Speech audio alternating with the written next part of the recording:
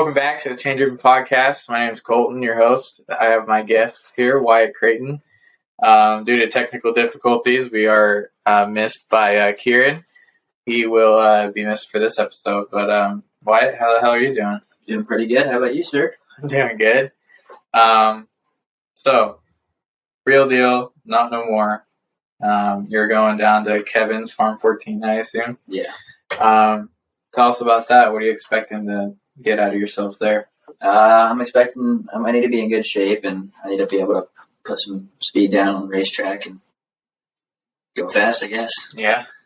Tell us a little bit about yourself and your goals for this year. Well, I've been home life for a while. I just blew my knee out. I had ACL and meniscus reconstruction. And then I've just been working out and getting ready to leave for Kevin's. And my goals for this year, I wanna do good at Spring Nationals, probably like top 5 mod classes this year, 250B mod, Schoolboy 2. So those are 2 big goals for me, and I just want to do good at and stuff for all the Spring Nationals and stuff.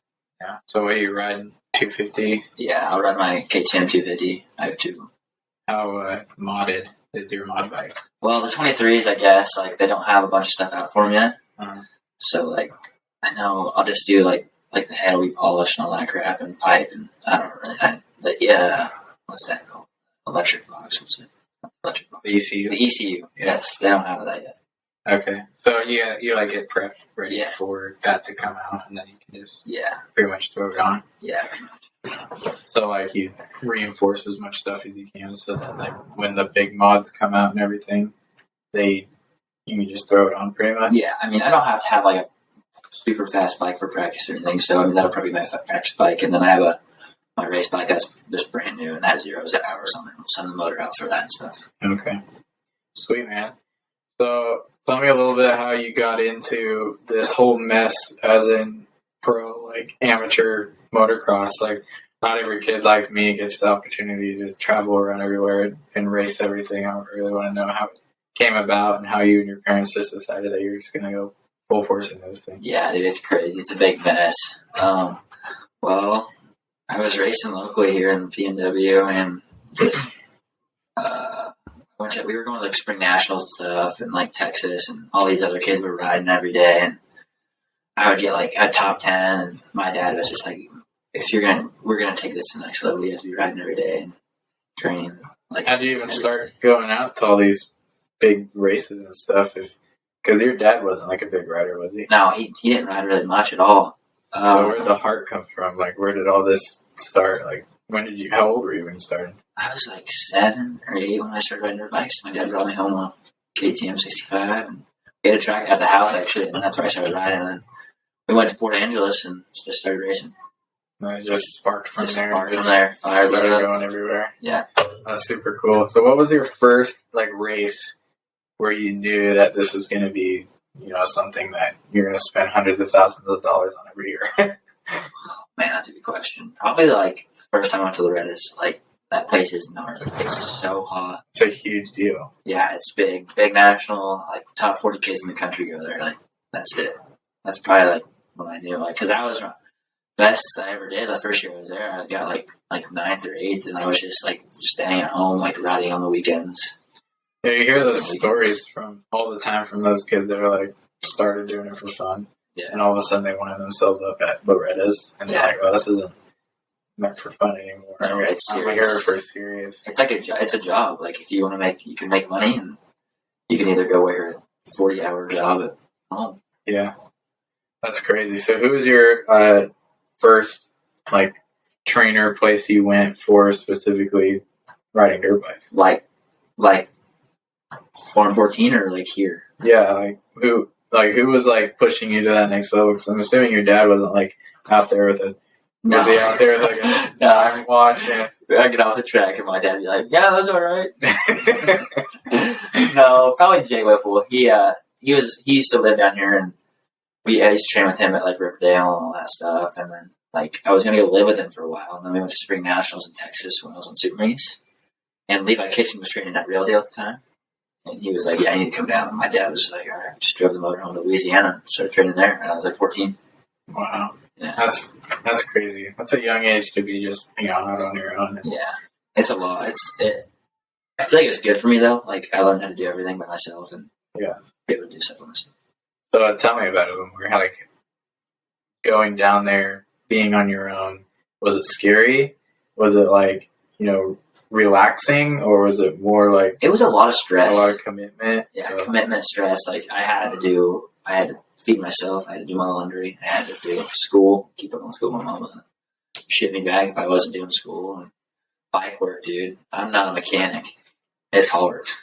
I learned how to do it. First mechanic. Huh? When did you get your first mechanic? Probably Jesus. Artillery range out there right now. Probably like 2016 or 17. I was just getting on 125, so I had Adam Cranford, my first mechanic. Okay. So, down there, you were doing your own bike work of that when you were first doing it? Yeah, like, I would have to do, obviously filters, oil, all that crap, and, I wouldn't do, full motor rebuilds or anything, but, I'd have to do, just tires and take my suspension off and all that kind of crap. That's cool. Yeah. So you learned a lot from a young age. Yeah, I had zero idea how to work. Self-discipline and, working on your own bikes. You told me to put a bowl in the seat, and I stripped that thing first. That's awesome. So, that whole situation down there, you lived in a motorhome? Yeah, I lived in a motorhome, and that was it. That was my home for a couple years. And then all your bikes. So how's that facility down there? What do you rate it? As in, compared? Was that farm? No, that was Kentwood. That was in Louisiana. That was a different track. A totally different place. Yeah, it was all right. I mean, it was pretty small compared to Kevin's for sure. Yeah, it was 2 tracks, maybe 3. Kevin's has 5 or 6. We have 2 supercross tracks, 3 turn tracks, and his main outdoor track. That's huge. Yeah, it's sweet. Crazy, man. So, we got a lot to dive in with supercross, but for the motocross side of things, your first Loretta Lynn's, how did you like that? How did it go? Was the first one the one you got injured? You broke your leg, or was that? No, I didn't break my leg at Loretta's at all. I broke my leg at Paula before Loretta's at regional. Loretta's first time, it was an eye opener for sure. You have to be in good shape. You can't go there and expect to do good if you can't last 15, 20 minutes. Plus 2. Those races are gnarly. Yeah, we were doing 30-minute motos in California, and it was rough. It was so hot. It was 105 degrees every day. Yeah, that's hard. Yeah, but even if you get a bad starter there, you have to work up to the front. By the time you're all the way up to top 10 for say, you're burnt. You're fried. Stars are so key. So that first time there, compared to the other times, how much did you go in there not understanding what is going on? It's what did you learn going into your second one, your third one? Just be in good shape. You have to stay calm at the nationals. It's hard. I get nervous every time I go race. But I don't know. Good starts for sure. Motocross is you obviously have to have talent and speed, but say you get a good starter, I mean it's a whole different race with a good starter, especially those big nationals with all those kids and stuff. Yeah, that's pretty cool, dude. So was your first year going to Loretta's? Was that your first year trying to go to Loretta's, or did you try the year before and get hurt? Yeah, I did the year before. I actually did 2 years before that. I was on Cali 85s, and actually no, I was on 85s, and I went to Paula, and I was leading my regional, and kid cross jumped me and broke my leg. Okay. So that was when you were 14? I was probably 13. So 13. So you tried to go that year. It didn't work out. Yeah. And what's the classes you were going to run that year? I think it was 85 9 to 11, 85 9 12.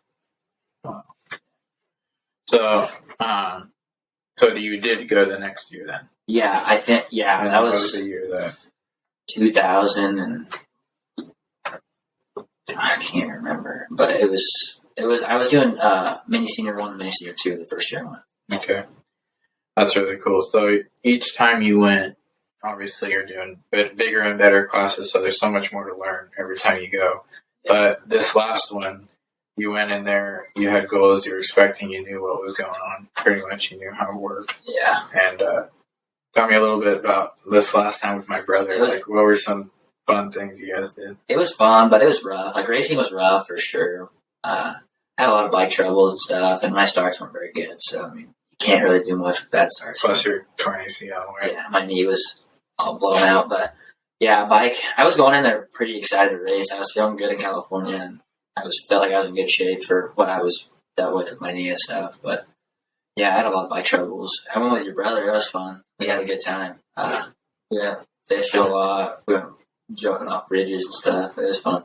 Yeah, it looked a lot of fun. I was keeping up with you guys. It was so fun. I was super jealous. We rolled up, and he's like, "Where are we staying at?" My parents weren't there in the motorhome yet. And we had my van, and my van has a bed. It was so hot, dude. We were like in our underwear laid out on the couch, just like sweating our balls off. He's like, "Turn the AC on." We're almost out of gas. Oh, God. That's awesome. Yeah, it was funny. So to dive more in the Supercross side, your first futures, was that the Arizona one? Was your first one, or was that the second? I think that might have been my first one. That was Arizona, yeah. Yeah, so I was down in Arizona at the time with hanging out with Kieran, and he was there we went to Supercross together, and the next day's futures, and well, it was then. And it was really cool because he was there, and we went there and got to watch him, so... Was that your real first time seeing Supercross? No. I mean, I've been to all of them or whatever, but like in a stadium, I guess considered yes. And like, so you raced a little Supercross like at Kevin's or something? Yeah, like actually before that, I did like arena cross and stuff, and I did some Supercross tracks in Arizona before I came. It was hard, like whoops and stuff on a Superman, rough. Yeah, it was rough. A lot of turns and burns. It's like watching those kids in 50s, in 50s, and yeah, like you don't like the whoops don't look that big, and like on TV, they're like up to your thigh. They're deep. Yeah, that's huge. Yeah, you compare like Washougal whoops to everything. You would think Washougal whoops are insane, but reality sets in, and they're actually all and they're like huge. This. They're not like rolled over. They're triangles. So you gotta hit them perfect. That's super gnarly. Yeah.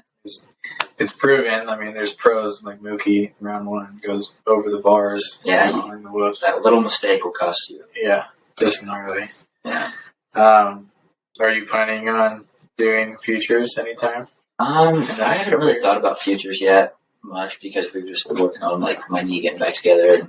And we're working about spring nationals in Texas and stuff. Spring knee and freestone. So. Yeah. What's your plan after you get to Farm 14? How long are you there until what's next? Well, I'm there till probably after Loretta, so like August, and then I'll just get on the program, put in work with Kevin, and hopefully it all goes well. I mean, all you can do is work as hard as you can. Mm-hmm. All you can do. What's the first race you're back? That first race I'll be back is Freestone and work in Texas. Okay. It's a big national. That's a huge one. It's like a JS7 race. I got some questions in here for you. All right, let's hear them. Where was your first race win? My first race win? That's a good question. I want to say probably Pacific Raceways. Yeah. I was on Cali's and I just started racing. I totally forgot about that.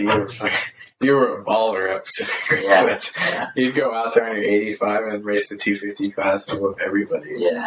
I remember I started from where I am now. I started on 65. It's that's when I started racing. I sucked. I was horrible.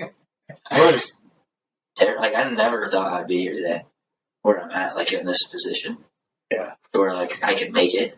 I could be riding for a factory team here in the next couple of years. Yeah, that's huge. Yeah, so it's cool to look back, and it makes me want to work even harder and just keep going. That's cool. Yeah. I asked you that already. How many tickets to Loretta do you have? Probably 8 or 9. I should have 12, but I keep getting hurt. Yeah. So how many years of Loretta's did you miss because of getting hurt? Just 2 or 2, I think. 2? I've been 5. No, not been 5. I have been 3 times. I should have gone altogether 5. I do 2 classes every time I go, so that's 2 tickets. What's your favorite track to ride here in Washington and in the country? Favorite track? Ooh, probably Washougal here in Washington. That's a good track, especially when it's like not pouring down rain and there's rain ruts coming down the jumps and stuff. But other than that, like a different place out of the state.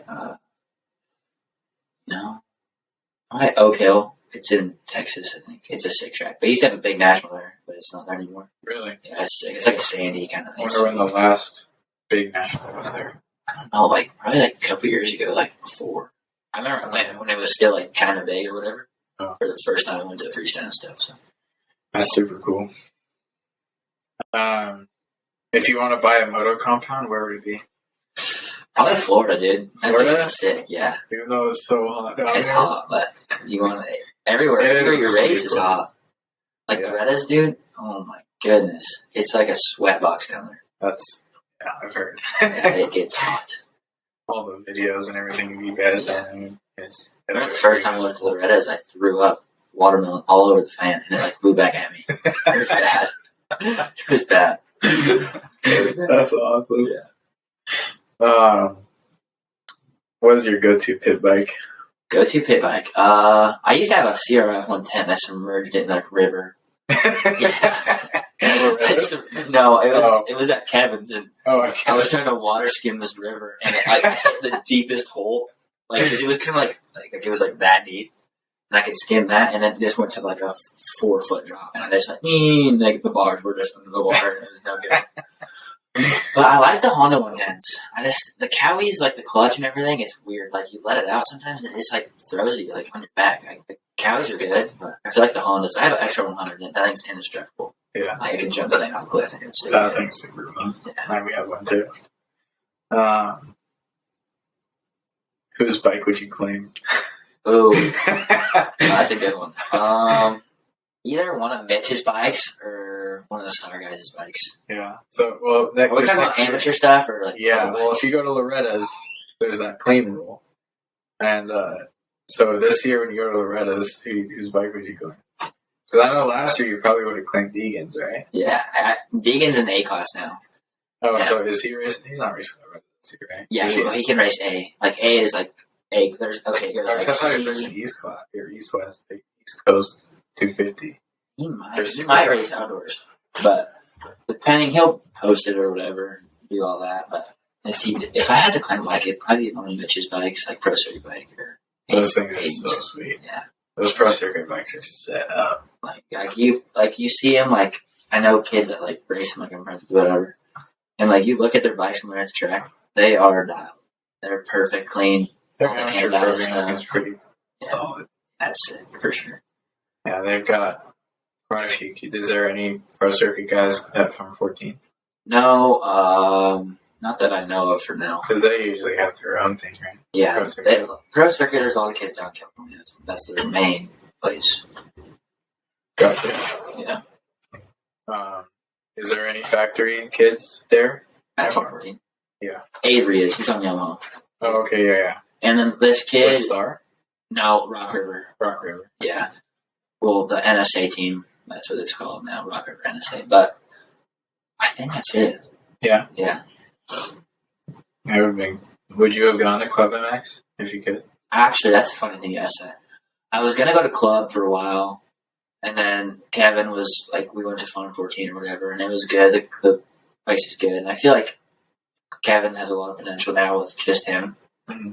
And, like, yeah, we have, like the track's always prepped and everything, so I feel like, not that Club doesn't have that, but I feel like Farm 14 is definitely good for me. Like, it's in the middle of nowhere, so I can't go, like, do stuff stupid, I guess, if you want to call it that, or whatever. Yeah, you can't be out in the town. Yeah. Hanging out with a bunch of girls. Yeah. Even though I would like to. What is a huge difference between what, what's his face had with Real Deal? Rob? Who Rob and Kevin had. Was Kevin really choked a lot with Rob being there? I mean, like, Rob's cool. Like, I have nothing against the guy or whatever, but, like, he did everything himself. Like, I don't know. Kevin has the money to have somebody go prep the track in the morning. Like, Rob would go prep the track, train us, like, re-prep the track. Like, he was always doing something. Like, he'd do all the bike work for all the kids at night and stuff. So, like without Rob there, like Kevin has somebody on the track, and Kevin will be training us, and Kevin's just training us. Like it's just one thing. And that's what Kevin's doing now, huh? He's just kind of going that route rather than, I guess, doing what all the other retired guys are doing. That's pretty cool, though. I like seeing these retired racers push back into amateurs. I'm good friends with Kevin, actually. Like, we have a pretty good relationship, but he likes training all of us. He just wants to see the future grow and see what we can do. That's really cool. It's really nice of him to want to put back in. He's a very, very, high up retired guy. He's one of the best ever. Yeah. And for him to want to come back like this, and you don't see really anybody else doing that. All of the guys that he was racing with his entire career, none of them, have come back and wanted to do that. And I don't blame them. They had a life. All it was motocross. Yeah, so it's pretty cool of Kevin to be doing that. Yeah. Are you excited for this change? Are you excited that you might get something different out of it rather than Rob for sure. Yeah, I feel like Kevin is our program is 9 o'clock wake up or 8 o'clock wake up, eat breakfast, go on a 10-mile mountain bike ride, and then go do it, warm up or whatever. I don't know. Whatever it is. I haven't been there in a while, so I guess we'll find out when we get there. And there's already everybody mostly down there training and everything. Yeah, more kids are showing up, because it's just right now it's kind of like the off season, I guess you'd say. Yeah. Everybody's home enjoying the holidays and stuff. Amateur. Yeah. Gotcha. Oh, that's really cool. Yeah. Where's your favorite place to ride other than dirt bike tracks? Other than just to go and ride. If you had a choice just to go and ride somewhere instead of going to train somewhere, where would you go? Yeah, there's some cool bike trails and stuff up in Rainville and stuff, up it's called the Devil's Staircase and stuff and all that, cool views and stuff here. Yeah, here in Washington. Yeah. I never really railroad anywhere else, to be honest. Really? Just in Washington? Yeah. Jesus. Yeah, those are scary. Those are huge. I don't know how much can rent they bought, but damn. If you had a choice for a bike brand, other than your dad's always with a ride or without a ride, let's say with both. If you were just to go buy a bike right now, what would it be? Probably Yamaha. Yeah, or KTM. But if I had to choose a ride, I'd probably choose. Rock River, or NSA, or Star. They both have good teams. Or Mitch's team. I'll take anything, but if I had to choose, probably Mitch's bike. Mitch's bike's pretty good. I'll go ride some cowies. Holy crap. Dude, they blowing off. Yeah. Anyway, you rode a lot of different super mini bikes. Which one was your favorite? I had a Lynx motor in my Husqvarna Super Mini, and that thing was fast. Really I could easily tell you were faster on that Husky than your Kawasaki. Yeah, once I got on the Husky, it started like we were riding a lot, every weekend. Doing it. Cowies, I was just we're having fun or whatever, just doing it for fun. And Husky, we were racing every weekend, and then we started going to big nationals and all that. That's super cool. Yeah. You rode those Huskies for a while. Yeah, for a while, 4 years probably. What was your decision to go KTM for big bikes rather than Husky? Well, we went to Real Deal in Mississippi or Louisiana, and there was no Husky dealer. It was just a KTM dealer. So I had to buy a KTM 125, and that was it. I had to do. Wow. That was my choice. That was a pretty interesting, kind of just made it for you. Yeah. Choice. If you were to pick one, do you think, have you even tried a Husqvarna recently? No, not recently. I don't know. I feel like they're so similar. Bikes, for I bet they are. I just always thought maybe they, felt a little different for, comfortability-wise, not necessarily, putting it on the track-wise, but, the way it's designed, because it's obviously shaped a little different. That's the thing, for me, the front, I look at the front fender. The only thing you can see really when you ride is, the shrouds. I'm not, looking at the shrouds. Yeah. And, the front fender. But other than that, anything behind that, it doesn't matter. Yeah. Other than, if you were to ride Honda, which is a little fatter bike. Yeah. You would obviously feel it in your knees and stuff. So I wasn't sure if you ever even got a chance to try it out and see if you felt any more comfortable or not. Like the KTM Gas Husky, like they're all like so similar. Like other than like Suzuki or Cowie or Yamaha or whatever, Honda, like those are all different. Like they all have their different pretty big. Yeah. And then Gas has a steel frame too, so it would be quite a different feel on motocross tracks, I would assume. So I ride Wyatt's Gas 250 around, and I can tell the difference between jumping and stuff versus my KTM, even though they're not, really the same bike, but they're, same style, I guess. Yeah. But yeah. 2-strokes, because the 4-strokes are so much heavier. Yeah. That is a huge difference, because your super minis going, it's not a big difference going from Husky to KTM 250s, but going from like 85 to 250 is a huge difference. So I don't even think staying on a Husky would have been beneficial at all, probably. No, really. KTMs look cooler anyway. Yeah. It's like my dad was trying to get me to buy a Husky when I was going to buy that KTM, and I was like, Dad, I think they're ugly. I don't want a Husky. I'd rather buy a KTM, same exact bike. I mean, all I really wanted was a 350, and so I just went with the KTM instead. Yeah, I like the bikes. They're good. The suspension setup's good. The chassis feels good and all that. But this year I'll be running factory connection, so hopefully we can get that in. Is this your first year running factory connection? No, actually before AEO and all that stuff happened, I was running factory connection. It was good. Like, the only thing about the amateur thing is like those suspension teams aren't at like the races or anything or at like, the test track or anything, so it's hard for me to be like. I mean, I can call them and be like, "Hey, John, this feels weird." They can tell me about it, but like the test and all that's pretty hard for an amateur. Yeah. I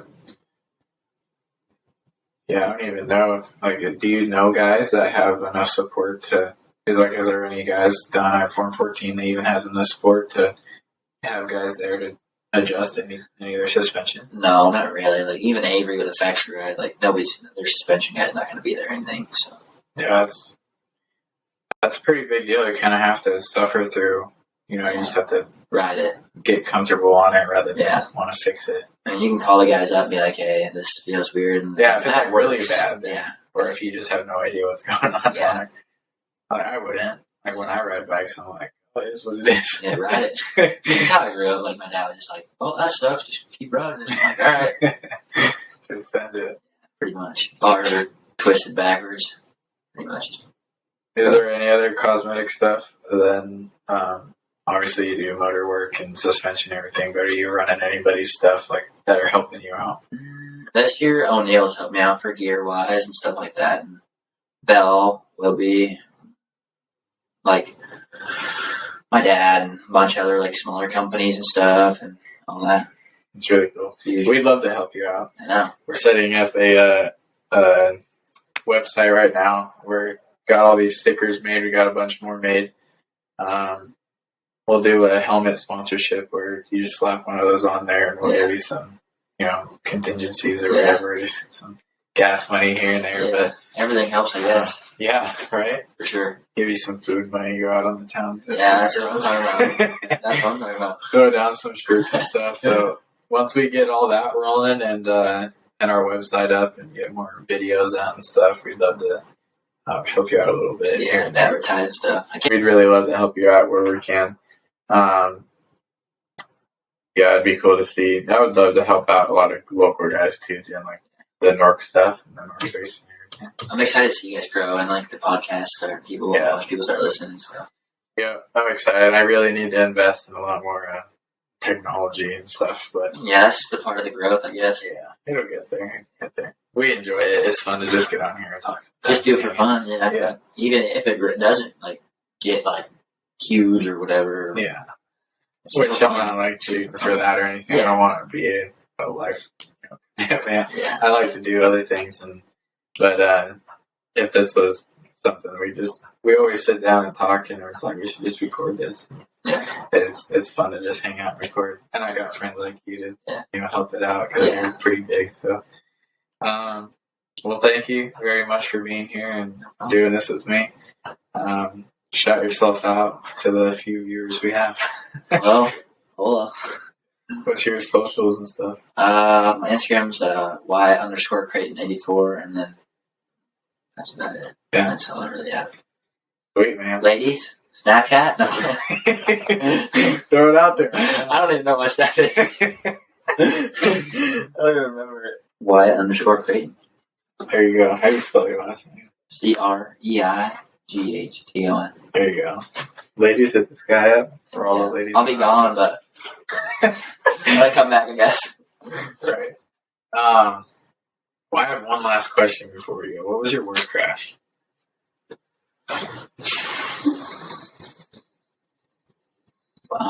Probably my leg the first time I broke it.